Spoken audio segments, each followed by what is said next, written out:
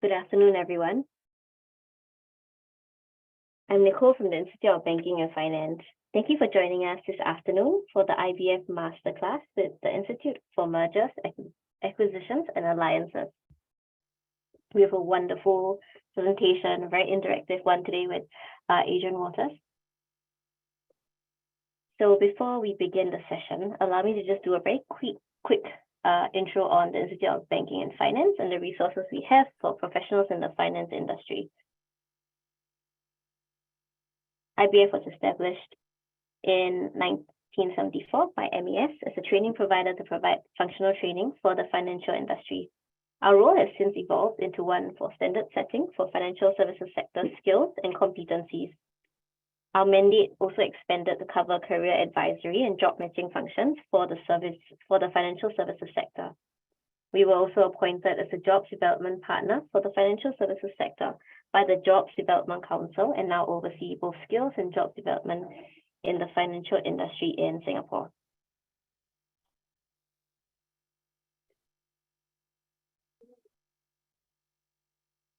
Here's a quick look at our services and how we support the industry across training, recruitment, and workforce transformation.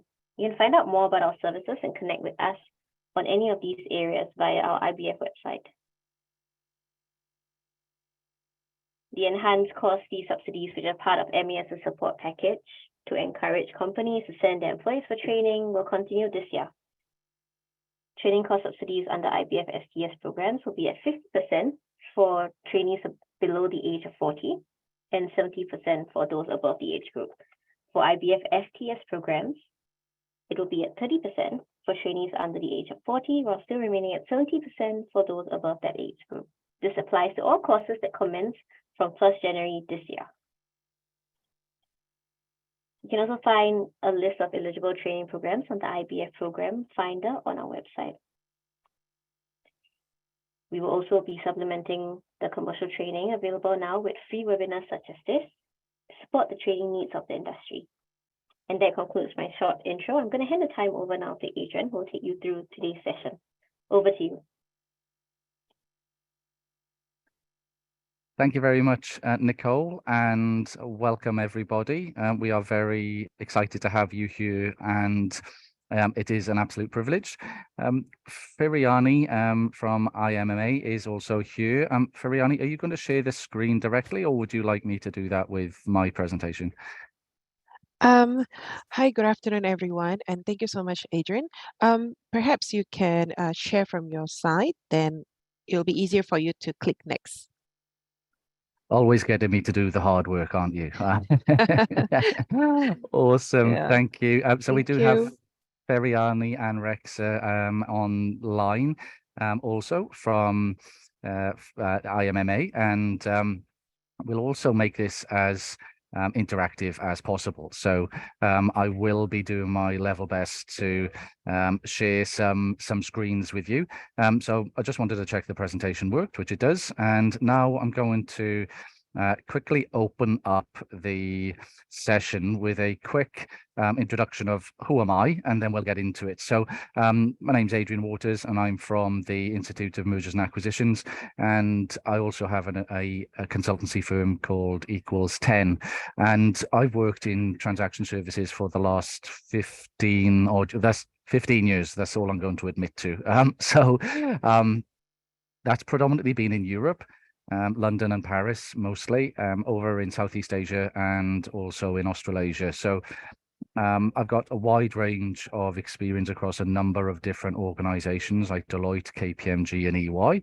And really I'm coming from a practical practitioner perspective. So I'll talk a little bit about war stories, what should happen and what actually happens, and we'll also get into some real life examples. But let's just kick off. That's enough about me. Hopefully, I think, Nicole, you were going to put this Mentimeter code into the chat. So yeah, fluff. There is a bit of fluff going on here, so we'll make sure that there isn't too much of that. So if you go to menti.com and if you've got 87801409, that would be great. You can put that in. and work through basically what comes to mind when you use the word synergies. And it does actually, that I know that fluff does come up on here, but it is one of the things that people do realize, that a lot is talked about in the world of synergies, and it does seem fluffy. And if you don't have a strategic plan, you don't have really a clear path to get from where you are to where you are looking to take the organization. So one of the key takeaways from this session on synergies and best practices is that you absolutely need to have a plan which is executable. And there's two things that I want you to take away on that. The first one is that you need to ensure that your synergies are aligned to your strategic vision and vice versa. So if there's a very strong case in terms of cost synergies and being able to bring two businesses together around skills of an organization, to better serve customers or clients, for example, you want to ensure that your synergies are based around ensuring you've got best in class and best practices that are coming from the target business, and to have a clear plan in terms of your post-merger integration. So unbelievably, what you will find on a number of transactions is that the whole rationale as to why the transaction is happening doesn't materialize or isn't communicated to individuals that are involved in the execution or the employees. So what tends to happen there, they get really confused because you've got a transaction and that the business that you're working in, so for example, you're the acquiring business, if you don't have a clear idea of why this business is being bought and integrated as an employee, you're going to start to have concerns. Am I still going to have a job? What does this mean? Two head offices, are they going to be co-located? Are they going to be integrated? So it really needs to be communicated clearly, both in the target and also the acquiring business, in terms of the rationale of the transaction. Let's have a look what some of you guys have put in here. Increase productivity, absolutely. That's where you want to bring best practice together. Win-win, yes, I love that. Now, these things only sort of make sense and resonate once you've got a clear plan to be able to achieve them, because as we know, over half of transactions fail to deliver shareholder value. And the key reason for that is that integration isn't thought of soon enough in the transaction. The integration team and the integration director generally aren't ring-fenced in terms of a standalone team. You tend to find that an integration director, he or she will be brought in from the business as best practice with the support from externals. However, the business as usual work doesn't go away, and they pull from pillar to post, and you can only do that for a certain amount of time until you burn out and you do two things not very well rather than one thing exceptionally well. So best practice means that you want to bring somebody in and a team in where you've got them ring fenced. Alliance, value add, yes. Fast, speed, we'll talk about speed, yes, absolutely. Cost cutting, that does come across, and it's not always a negative when it comes to synergies with cost cutting, because if you think about it, if you're able to do something more efficiently, it might mean that you are able to make somebody's job less monotonous and maybe give them another career opportunity within the organization to do something that's more intellectual. So it's often seen as a negative, but it's also an opportunity. Some other ones that you see here, we've got value add and revenue. So yes, really good points there that everybody has raised. So thank you for that share. So we'll move quickly on to the next one. So please participate. So can you give the most common examples of cost synergies? And then we'll get into the slide then, but it's really just to get your understanding and see where we are. So if you think about synergies, what are the most common examples of cost synergies that you've come across, maybe in your careers you've read about, or that you have experience in delivering, because you may have been a M&A practitioner working on a transaction. So we'll just give everybody a couple of seconds to sort of add their thoughts on this, and then we'll jump into the slides. So profits. So an example, shared services. Yes, absolutely. Facility sharing. Great point. Supplier rationalization, I like that. Procurement streamlining, yes. Yes, redundancies. Duplication, technology, great. Keep it coming. You're doing great, guys. Good. Shared services, lawsuits, delaying. It's just a theme here, isn't it? So you've got headcount. Headcount's a big one. So yes, one of the most common cost synergies is around headcount. So when you look at the overlapping of roles and responsibilities, in most mergers and acquisitions, you'll tend to find that there is an overlap, and that will be a big driver for the transaction. Now, people get excited about synergies and working out what those potential benefits are at the start of a transaction, but less is given to the one-off costs to achieve those and the timing around being able to achieve those one-off costs. What those synergies. So one-off costs associated with headcount, for example, would be redundancies, and that's all that's mentioned here. Absolutely. So you might see that there's overlap in your FTE headcount.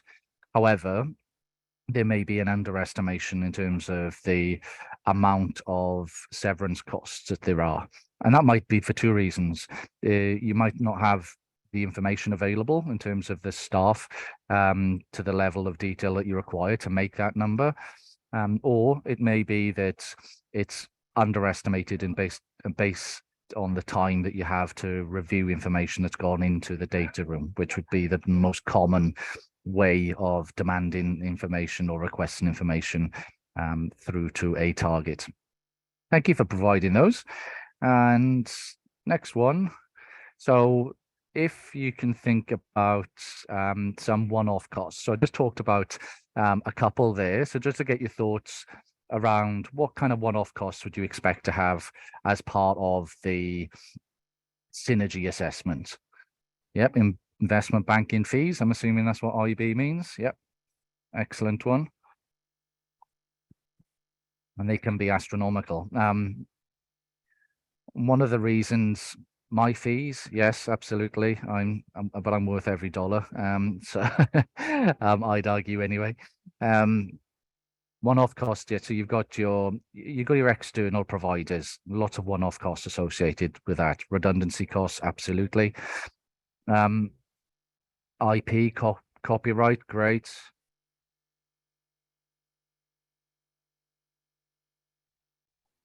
In terms of the external consultancy fees, it's seen as a one-off cost, and it is a one-off cost, but you can also think about it if you use the word in investment, because essentially when you get external professional advice, it's an investment because they're highlighting risks if it's in the case of legal due diligence or financial due diligence when you're looking at the books.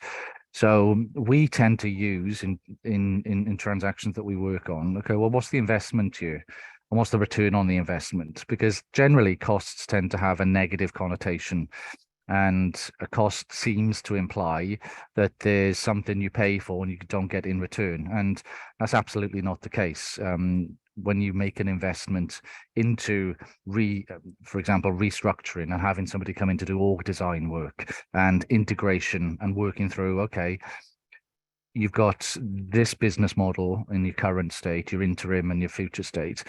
Like, would you know? And this is something that I was brought on the journey when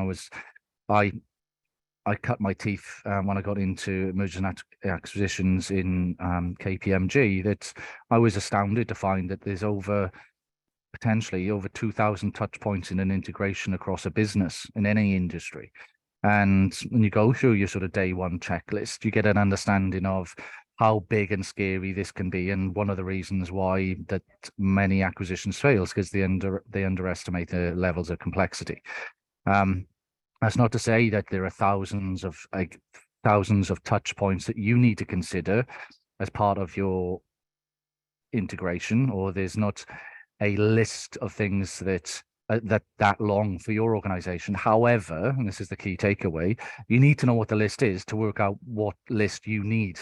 So if there are 250 sub items in your communications day one checklist when you start off and you realize that actually 70 of them are really relevant for your organization, you probably wouldn't have got to that 70 number unless you looked at the longer list. So that's where these external advisors are worth their weight in gold, I'd argue. So it's an investment, because if you get your communications right, then that's a great investment. A return on investment would be not having a higher attrition rate or not losing key staff members because they absolutely understand what the rationale is for the transaction and where they fit into it.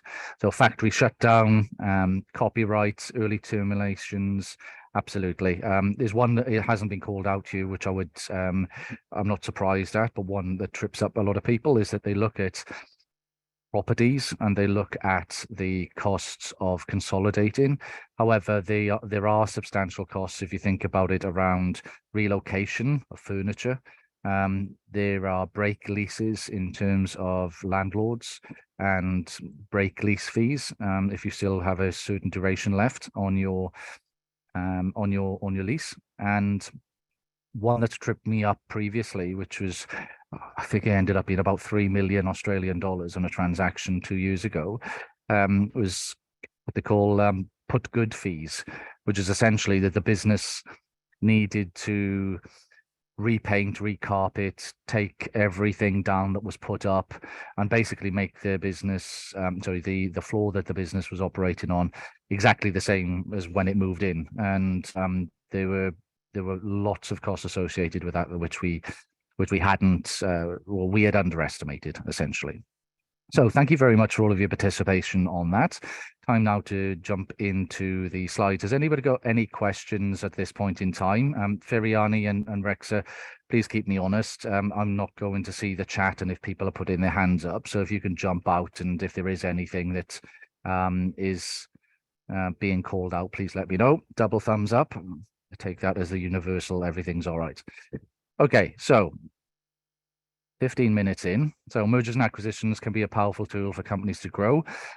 It is, and it still will be a fantastic opportunity to gain market share, a fantastic opportunity to get access to new technology and markets. However, again, we need to take a realistic approach, which is it can lead to disastrous outcomes, leading in financial losses, executive departures, cultural clashes, and a huge one is company reputation being tarnished when it's not done right.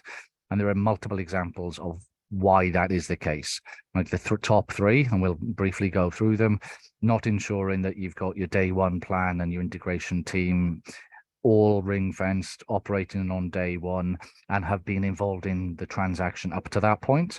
You do tend to find that people that were involved in the transaction, then when it comes to day one and post-merger integration, aren't around anymore. So you don't have that continuation. You also don't have individuals that are versed in M&A integration. And the third one then to take away, which is there isn't a focus on people and culture. Now, the reason for that is that people get very, very into the numbers, but you don't buy 4 walls, a ceiling and a logo outside. We all know that. The business of business is people. And you've got to ensure that, yes, you do that, the numbers, and you get the valuation right. You come up with your operating model and you ensure that business as usual. And what we aim for is it's a complete anti-climax on day one. Customers still know who they're operating with. Services are still provided. Suppliers still know what's going on and are supplying products. Things are happening. It's a complete anti-climax. But get it wrong, not only can you not get value from a transaction, but the acquiring business can absolutely decimate their balance sheet and reputation by getting things wrong. And as I said, there's multiple examples of that. So the waves of change during a transaction. This is a common change curve that you may have seen. So at the start and sign-in, you tend to have excitement. Then you move into frustration, disillusionment, and then this low point. Then there's this exploration, engagement, and commitment. Without going through all of these phases and boxes, you essentially want to be flattening out that curve as much as you can for obvious reasons. You don't want individuals that are frustrated and disillusioned because they're not going to be as productive. So by having a very good communication plan that links your strategic rationale to your post-merger integration, having individuals from both target and acquirer in your post-merger integration program working on joint goals, fantastic way to flatten that curve out and give people very clear KPIs and roles and responsibilities so they know where they sit and if they have a future or not. So it's very important, even if it's bad news, to give people bad news. Now, that's not to say it's always bad news. There may be somebody that wants to get out of the organization, has a big redundancy payment, and walks into a new job. So it's a good thing for them. So don't always see it as a negative. But essentially, by having a good integration plan with the right individuals and the right communications, you can flatten that curve. And that's the integration director and integration team's key role. Here we can see the transaction gap, which we call it, and there's 70% of the common errors on the right-hand side. So essentially with the chart on the left, you have what was paid, then you have what should have been paid, and then what was achieved. And the reason why there wasn't the reason why that ends up being a much lower actual values because of the two above. It was an overpayment, so people got carried away with the deal, and there's an integration gap because the benefits weren't delivered. That's the worst case scenario, and you can see the points on the right-hand side that cover those things off. So I've just touched on a point there, which is falling in love with the deal, and that contributes to that 30% a lot of the time. So I have a colleague that works in BT in London, BP, sorry, not British Telecom, but British Petroleum. And they found when they did a review of a number of their transactions over the last 10 years was that they argued that they weren't delivering shareholder value. And after a number of months of digging, it was clear that there was a theme that the business was falling in love with deals, which basically means, look, we've invested 6 months into this or 12 months, we spent $5 million or whatever it is in terms of legal fees and things like this. And, you know, we're invested. So instead of taking that mindset of they are sunk costs, is this still a great transaction to do? Yes or no? They were in the, we've invested this money, therefore we have to follow it through.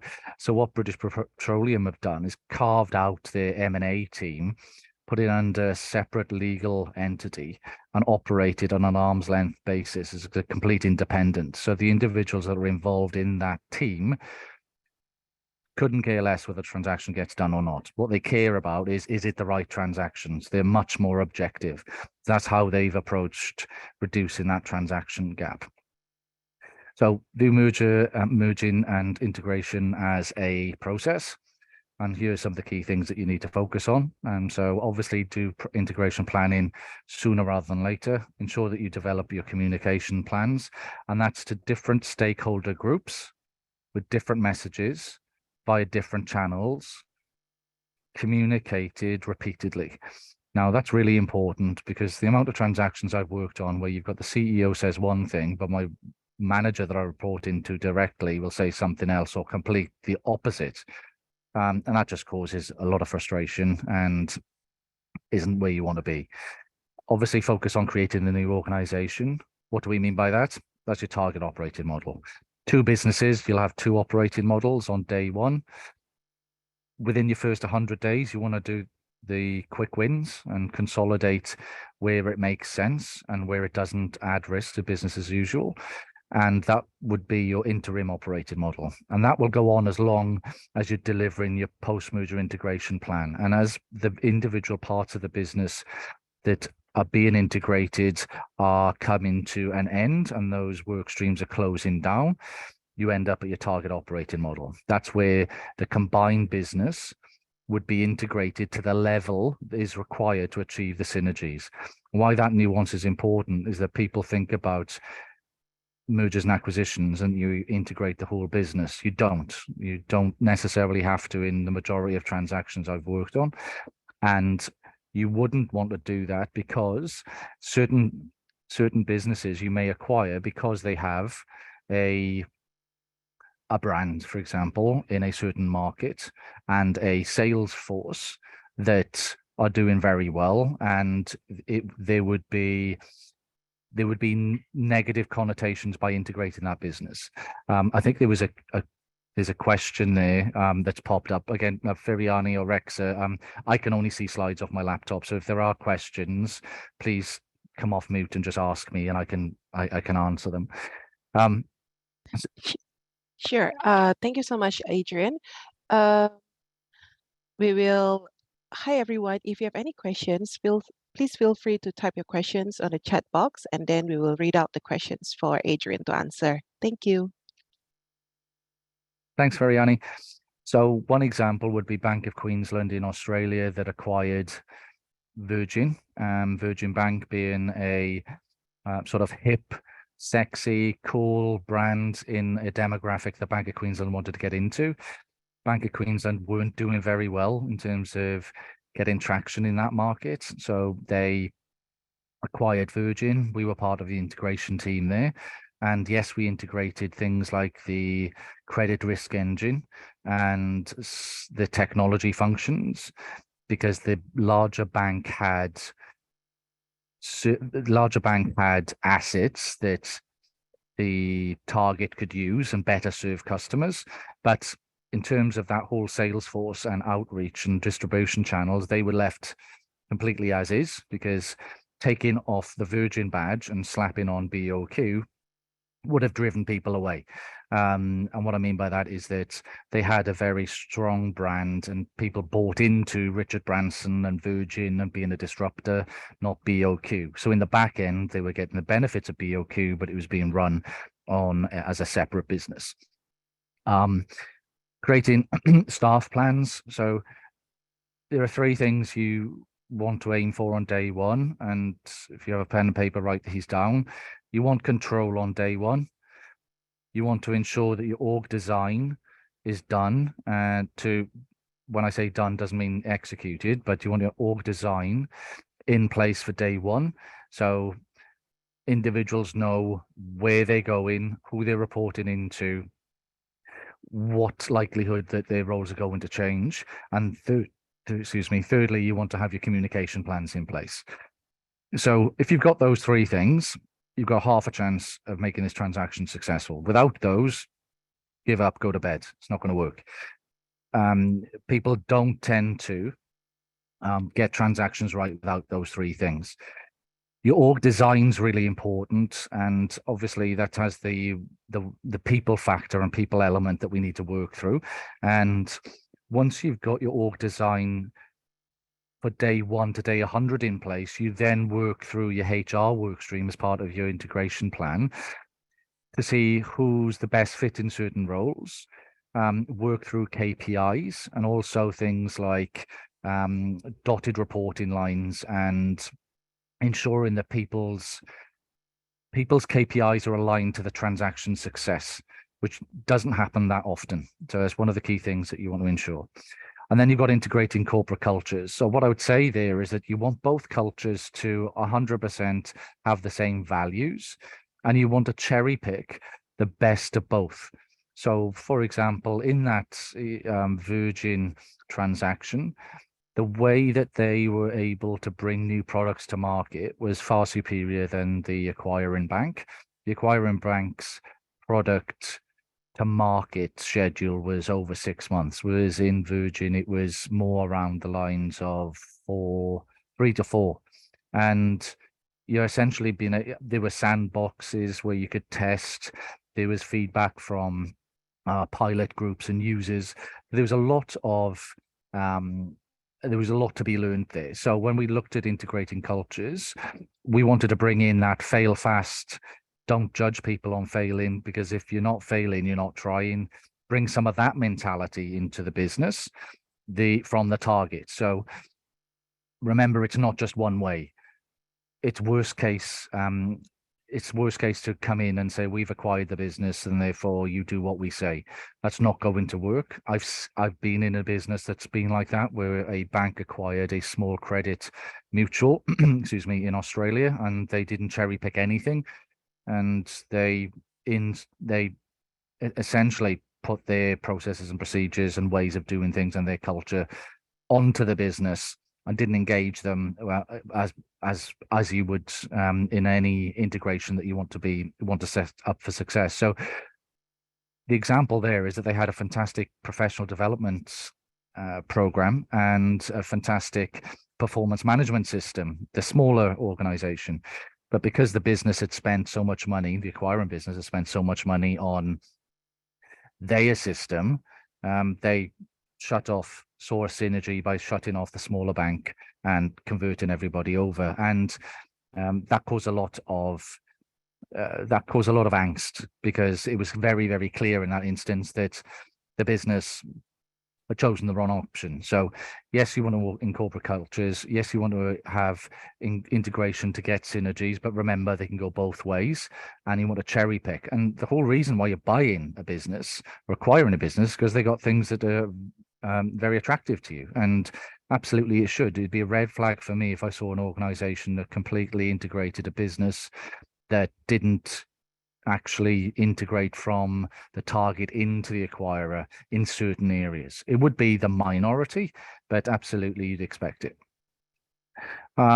Any questions from anybody else? Okay, so what factors would you use to decide on streamlining duplicate sales teams and managing the same customer accounts?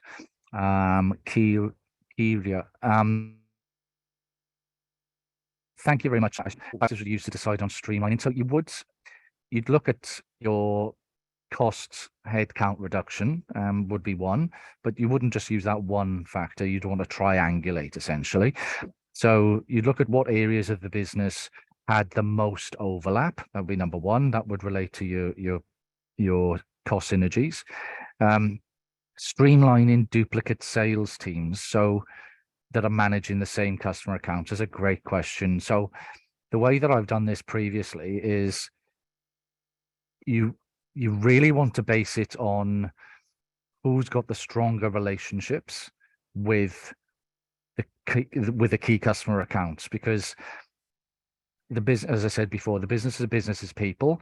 And if you have a account manager who's got a very strong relationship within that business, who's a key client of yours, you want to ensure that that's there and that's maintained. And you'd look to harmonize and look to use the best of both worlds. But basically, I'd be driven by who's got the key relationships. Yes, you expect to have an account plan. Yes, you expect to have a stakeholder management plan. Yes, you'd expect to have those things in place, but you really want to go through those relationships. Now, you want to also de-risk that, because you don't want one person having one relationship, because if another organization comes along and headhunt that person out of the role, they'll take that client with them. So basically you want to work to ensure that that account manager builds out an account team, and that account team has as many touch points and as many communications and interactions into the target as into the client as possible. So if you take one person out, the account team, which I'd recommend is normally between, say, 5 and 8. So when I was a director in Deloitte, we had NAB, which was one of our key accounts. We had a team of 8 people in that account team that were keeping abreast of certain areas within the business and maintaining those relationships. And if one of us left, there were still 7 that had great relationships within the business to continue. So that would be my feedback on that one. Resource management.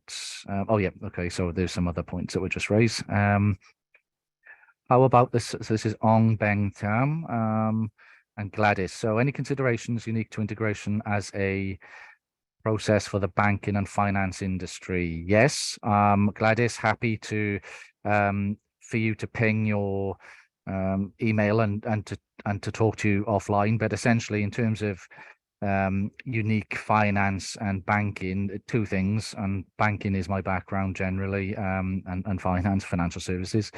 You don't want to no synergies in terms of consolidation of functions like compliance and risk. You want to ensure that those things are managed internally, even if there are synergies, because the risk that you get the regulator offside and have a license revoked is catastrophic compared to any potential upside synergies that you can get. So maybe that would be one thing for consideration. The theme there, Gladys, is risk. And then Ong, what about the scenario where target company has a unique cultural workplace practice that we intend to keep? Absolutely, great question. Absolutely, you'd want to reverse that in, or at least not have that that special sauce, if you like, not find its way into the organization. So at the very minimum, I'd say that you'd want to learn from that part of the business within the target, and then potentially take what works there and look at where that would make sense to integrate in the acquiring business. The worst case scenario you could do is that you'd put a load of red tape over that target company and that unique culture, which does happen a lot, specifically around SME, small to medium-sized enterprises and startups that are quite agile and do things without a lot of authority and approvals within a certain extent. So you want to ensure you learn from the business. In this example, I've got an individual within the target business to do a number of workshops on agile project management, and that gave her a really great opportunity to spotlight herself as a key person of influence in this space, get to know people in the acquiring business and develop relationships, and then also impart knowledge which could help the business. So Ong, hopefully that helped there. I think there might be some more questions as we're going through. Just quickly, you tend to find that there are 5 main phases of an integration, 6 being a potential exit, but that's not for consideration at this point in time. So strategy, target screening, so strategy, what should we do? So M&A should only be considered after do we build in-house or do we buy and bring it in-house? Decision has been made, and that might take months. And the key reason why an organization may not build skills and capabilities internally is that the speed to market might mean that you miss an opportunity. So therefore, if I want to sell these widgets that I make in the UAE, and where I am at the moment, in South America, I can go and source suppliers that provide all of the raw materials and look for a building site and build a factory and then get people to come and work in the factory. Or I can go and find a distributor that sells something similar to customers that I've targeted, that my research shows that, or external researchers and commercial due diligence providers have shown that we could sell this to. We acquire a business in South America and then we start selling these widgets through that distribution channel, but we could do that in say 12 to 18 months. And all of a sudden you've got new revenue coming into the business in a shorter space of time. Obviously, target screening is a key thing. It's like when you buy a house, you look at 3 or 4 or 5, and then you get down to the ones that you like, and then you cross off the ones that you don't. Transaction support, this was all about the investment, if you remember, that we want to have an investment to get a return on that investment and minimize risk. And then integration essentially is where you set yourself up for success. Everything up until phase 4 is a complete fiction. It's all assumptions, hypothesis. We don't know. We've only spoken to a certain amount of people. We've only had a certain amount of access to data. When it comes to day 1 and integration, that's where you need to review all of your assumptions, all of your post-merger integration planning, and speak to as many people as you can, especially the people you haven't been able to speak to. So some of the best value I've ever got when I've been running a post-merger integration program is that we've had access to, say, 10% of the workforce up to day 1. People have signed NDAs and this, that, and the other. Then on day 1, we're one business and we can talk to anybody. And then we'd go out and start speaking to different people. And invariably what will happen is that we get told that the timings that we've got in our post-merger integration plans are unrealistic. And the synergies that we have, we've estimated, have been overestimated. So your key takeaway is to ensure that you make use of the additional resources you can speak to and the additional information that you have access to. Then your synergy assessment that was done prior to day 1 and your post-merger integration plan needs to be revised to include that information. So a successful integration has 3 pillars: clarity of purpose, control, managing people. And I won't go through every one of these dots, but essentially in terms of clarity of purpose, this has been the key theme that we've talked about, ensuring that the strategic rationale for the transaction is crystal clear, and it's crystal clear for all stakeholders, and you want to focus on what the benefits are. Control. You need to ensure that on day one, you've got financial control of the business. So simple things like access to bank accounts, who can make payments, who can sign off on certain contracts. They all need to be in control. They all need to be controlled on day one. If you don't have financial control, you don't have control. It's as simple as that. And managing people. So you need to ensure that when it comes to people, and that's not just individuals within the acquiring business, it's also within the target, it's also suppliers, it's also communities that will be impacted. And obviously you've got investors as well. So it's about ensuring that you're managing stakeholder groups. Half the time people get offside, as we say in Australia, like if you get someone offside, they're not happy. Half the people get offside because they just haven't been communicated to or in the right way, or they hear the message. The message is not a bad message, but they hear it from somebody at the coffee machine. So it needs to be the right message in the right way, repeated, and it needs to be consistent from executives right the way down, or the synergies that you're looking to achieve aren't going to materialize. So here's some summaries in terms of your integration. And why I'm focused on integration is because integration, getting your integration right, is implicit that your synergies are going to be reliant on these. So you don't want to pay too much. You want to pay with cash. The reason for that is that generally where people pay with stocks, they're overinflated. They've seen their share price go through the roof, and therefore they can go out and buy things because they've got now more. They've got more means to be able to do it. Hubristic CEOs, that happens sometimes if you do have external advisors, or you set up an external team, as BP do. You tend to find that shouldn't be so much of a risk. But remember, what we're not doing here is that we're not eliminating risk, because that would be impossible. Mergers are risky business. But what we can do is, by setting ourselves up in the right way, involving the right people, and being open to things changing and evolving and reassessing when we get more information, we can increase the risk and the likelihood of synergies being materialized. We talked about the synergies in our cost synergies. That's a key driver.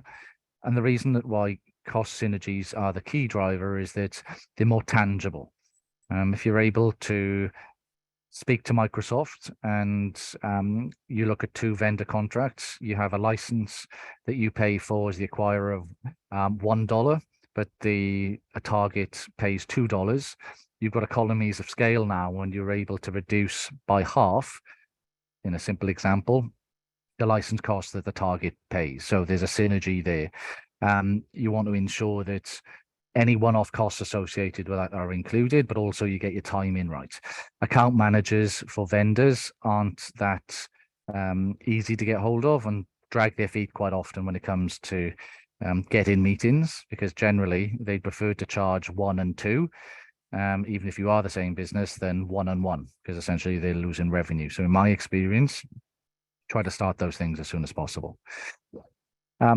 The last bullet point here, which is build up M&A capabilities, through prior M&A experience.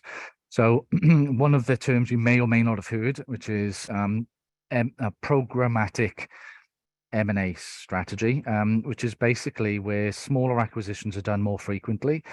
McKinsey's reports and IMAA's studies have shown that those are more successful. When I say more successful, out of 100 transactions, 100 businesses that acquire on a frequent basis, to 100 businesses that do 1 transaction, say every 5 years, you found that the return to shareholders with the systematic, smaller acquisitions more frequently were able to deliver shareholder value over and above ones that didn't. And that's because they built internal capabilities, best practices, and importantly, they do their lessons learned. So I think it's the same with everything. Practice doesn't make perfect, but it does make you better. And the more you do something, the better you get.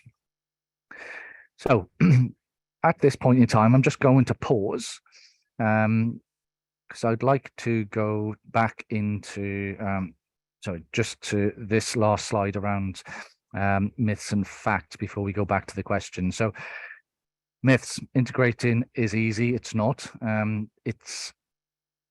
Integration contains the largest risk of destroying deal value. So if we don't get things right at the front end and momentum is not built, it's really going to be a challenge to get that energy back into the organization. So hence the reason on day one, you want to be ensuring that you focus only on those three things: control, org design, and communication.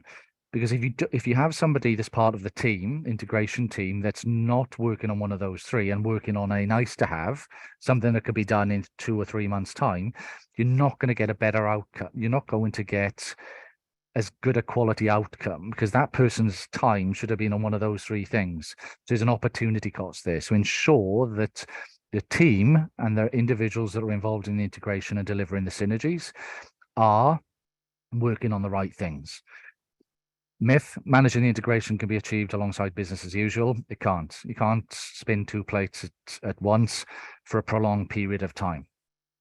Research shows that across the big four, and businesses that acquire, that try to do two things, the best in the business know you need to ring fence your team. Or if you have to compromise, like I did with a COO that didn't have time to be full-time within integration, we ring fenced her for 2 days a week. So on those 2 days, we knew we had to get our stuff in order, because when she walked through that door, we need to make sure that we're using all of her time effectively and essentially trying to do 5 days work in 2. And everybody within the business knew that they wouldn't get a response or unlikely to get a response for her on business as usual during Tuesday and Wednesdays, because her time was dedicated to that. And her team were responsible for picking up her responsibilities and had delegated authority for those 2 days to make decisions. That worked. That's a compromise, something you might want to consider. Once the deal is done, the role of senior management is over. No, if they try to run away, grab them by the shirt neck, pull them back in. This is basically where the work starts, and ensuring that the senior management are doing town hall sessions, which is basically turning up in nice suits and speaking to individuals who have been invited in the office to ask questions, understand what the deal rationale is. The last town hall sessions we ran with the executive team, we split out to have each one of the executives covering off a certain geography across the country, and they went off and conquered. They had the same scripts. We did have a PR firm help us on that to make sure we were saying the right thing, and that the copy was really punchy and to the point. And very importantly, as part of the communication, we had two-way communication, which basically meant that people were able to ask questions to an email address and get responses. If you do that, I recommend it, but you need to ensure that there's a 24-hour turnaround on questions. What you can't do, which is what one of our clients that I worked with did, they set up an email address and they just left it and didn't have anybody managing it. So that just caused a lot of angst and frustrations in the business.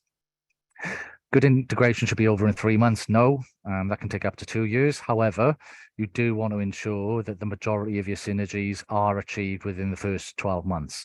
The reason for that is that your synergies after, whether they cost or revenue, drop off a cliff in terms of your ability to achieve them after 12 months. That's not to say that they can't be achieved, but markets change, there's change fatigue, people leave jobs, people move on, things happen in business as usual. So you want to front end your synergies to ensure that the majority of them are delivered within the first 12 months.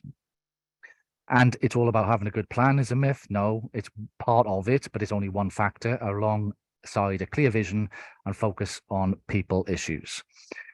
So in terms of time, I'm just going to quickly talk to this slide, if I may, and then open it up onto questions. So synergy case, this is a synergy bridge. You'll see value capture and you'll see value creation. So essentially your value capture will talk through things like you'd expect to see in cost synergies. And then you'd have value creation, which are more sort of financial and revenue driven.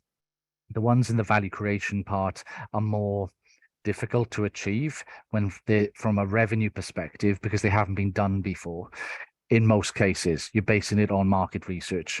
Whereas in value capture around cost synergies, as I gave in the Microsoft example earlier, you generally can estimate what that would look like and what the potential upsides are going to be. So I might hand over to Firiani now and just let me know how much time we've got left, or do we have 5 minutes for a number of Q&As or no? We have 10 more minutes. Would you like to finish up your slides? Then we stop at 4. After that, I will just share a little some of our programs. And also, if you all like Adrian webinars, he's going to come over to Singapore on 17th to 20th of April. So feel free to sign up for our on-site class and let's meet Adrian in person. So Adrian, over to you again until 4 p.m. Okay. Yes. Thank you, Firiani. You're always keeping me on point. Okay. So quickly then, hopefully, guys, you found that interesting. So we're just going to go through 5 questions. So if everybody could jump in. So I can see there's quite a lot of you online. So if you can, just a few seconds as people are entering. And don't ask me what the symbol means. There's obviously some kind of AI behind this that has been listening to your phone and your emails and have decided something like this is suitable to yourself. But we will wait for people to. I'll just give it 30 seconds. And it's a quick fire question round. 5 questions to see if you guys have learned. Nicole, we did talk about a poll just before this. I've managed to put it into here, so we can get the interaction through this. Okay, no worries. Cool, thank you. So when we do this, we tend to find that we've had some of the IMAA guys go anonymous on here because we expect them to get 100% in the question testing, and if that's not the case, then if they're called crabby or something, then we can't we can't hold them to their ranking. But okay, so everybody's. I'm going to give it last 10 seconds. Even if we get through this question, you still can enter if you're just grabbing your phone. Well, we've got 27 people. See if we can get to 30. We do have 154 people online at the moment. Oh, here we go. Cool. Okay, here we go. 29, 30. Well done, guys. Oh, there's still 29. One's going to come in. There we go. Crocodile. Awesome. Let's kick off. So.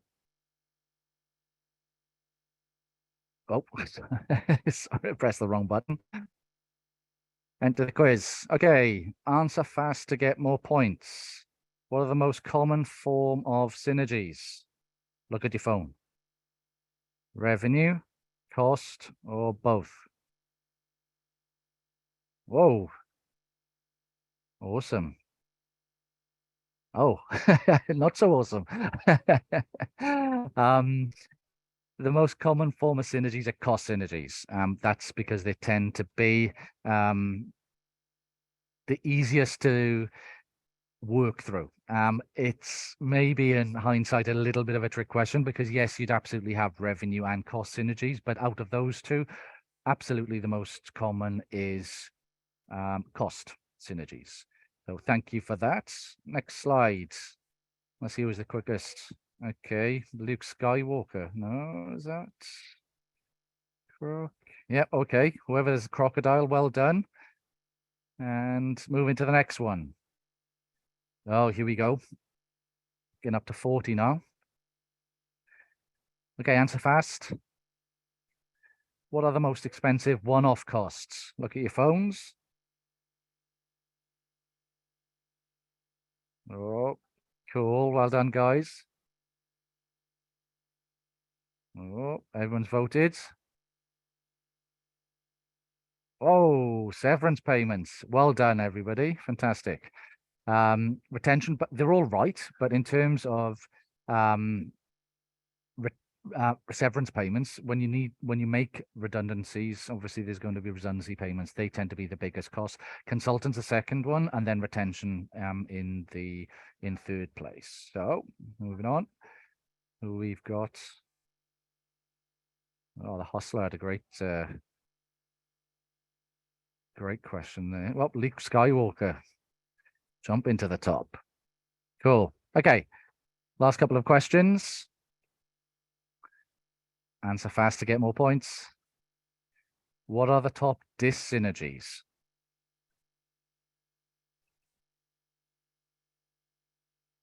Contract harmonization, that's the terms and conditions of both businesses. Marketing or economies of scale. A bit of a difficult one because we didn't talk about dis-synergies. Awesome, most of you got it right. Contract harmonization. So what do we mean by that? If you've got 100 people that are in a business and they all get paid 10 per year, then all of a sudden you realize that you've got a cost, well, you know what their cost base is, 10 times 100, easy. So then what you do then is that you work through, okay, well, what's it going to cost if we bring them in, but then we harmonize and we pay 11 per employee, and you want to, in terms of best practices, harmonize the terms and conditions. So all of a sudden your cost base has gone up by 10% of the target's OPEX. So that's a key one to look out for. Nice. Leaderboards. Last two questions coming up. Magical Rhino had a great one there. Oh, cool. Okay. Next question. Last but one. Come on, finish strong. What percentage of full-scale synergies should you budget for in terms of integration costs? So what your full-scale synergies should you budget for as part of your integration costs?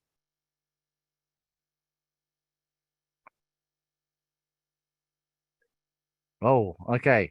So the right answer here is 150. Now, it's a big number and it's a big shock to a lot of people. So what this means is that your full-scale synergies are the total upsides of both cost synergies and revenue synergies once everything has been integrated in your target operating model. So let's just say that was 10, that you get 10 in synergies overall. Now, you should have in your budget, or what you would find to do that right, it would have cost you about 15 to do. So it costs 10, sorry, it's 10 upside in terms of your synergies, but it costs you 150% of that. So 15 to achieve it, or 1.5. And that's a really good rule of thumb. So if and anything that you're looking at, you look at the integration costs as a total and then work out 1.5 of that. That, as a rule across industry, is a really good indicator to give you a sense of, do you have enough budget in your integration? So if you found that you've got an estimate of synergies of 10 million, but you've got a integration budget of 5, you're probably under by about 10. Okay, leaderboards. Coming to the final part. Cool. Oh, well done, PK. Whoa, stormed into the lead. Cool. And last one. Hand over to Iriani, Nicole. Here we go. What percentage of synergies should you aim to achieve in the first 12 months? We did talk about this one. Well done, guys. Whoa, some fast ones here. Great. Nice work. Cool. What did we get? Awesome. The majority you've got it. So 80%. Yes. So you want to front end as many of your synergies within the first 12 months. With that, you're also going to burn a lot of money as well. So with your synergies and the one-off costs, both synergy upside and one-off costs in the first 12 months are going to be higher than after the 12 months. Well done to everybody for taking part in that. I want to say thank you very much. We'll get to the last slide, and the winner is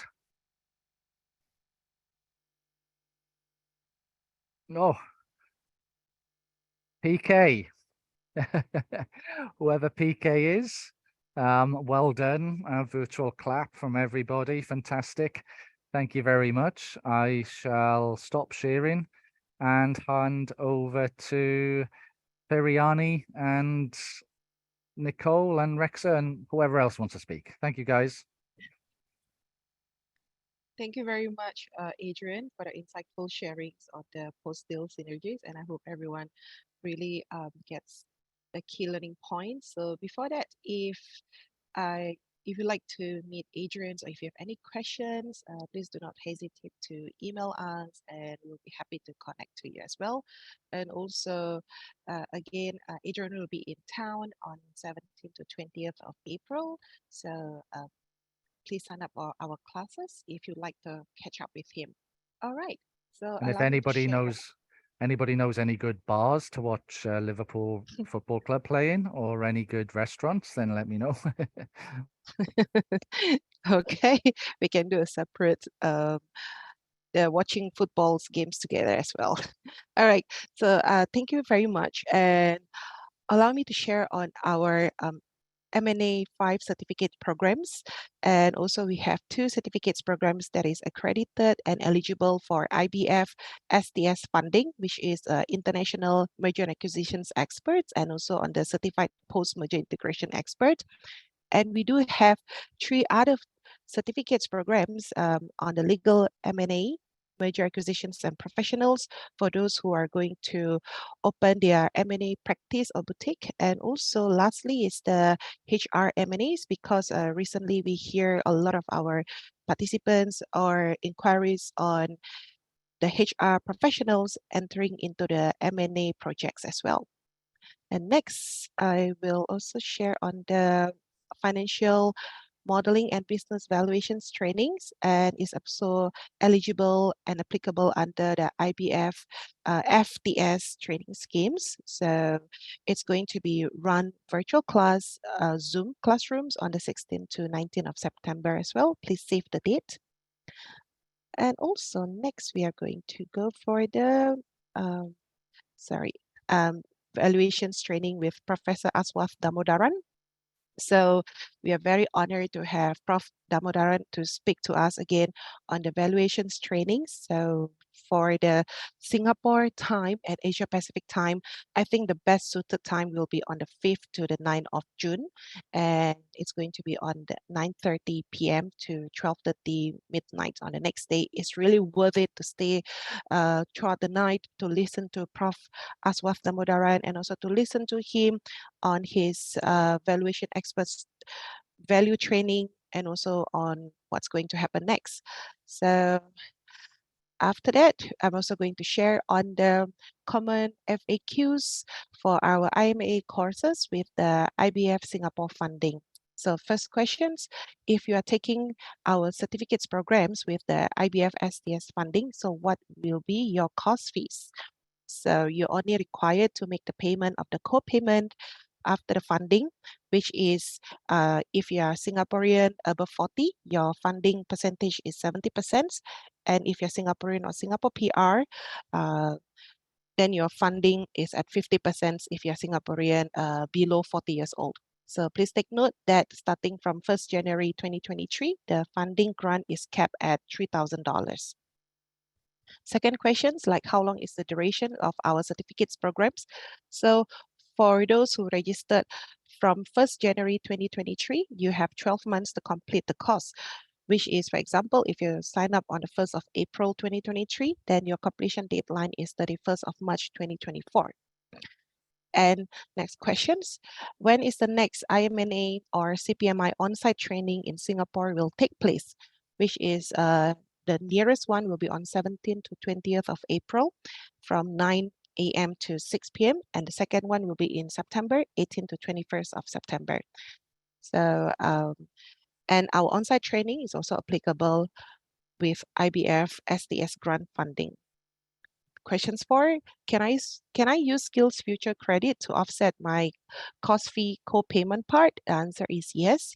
You can use your normal Skills Future credit to offset your co-payment. However, please take note that you cannot use the additional Skills Future credit under the mid-career support.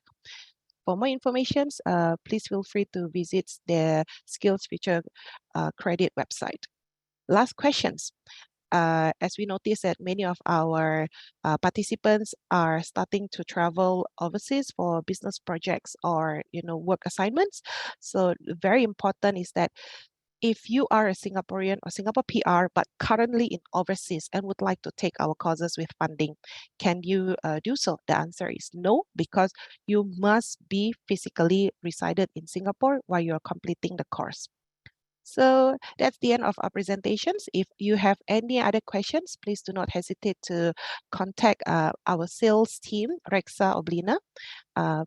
Please take note of her email and also the mobile phone. And also if you are from any kind of associations and would like to partner or collaborate with us, please do not hesitate to contact me, Priyani. And I hope to see you again in our next webinar trainings.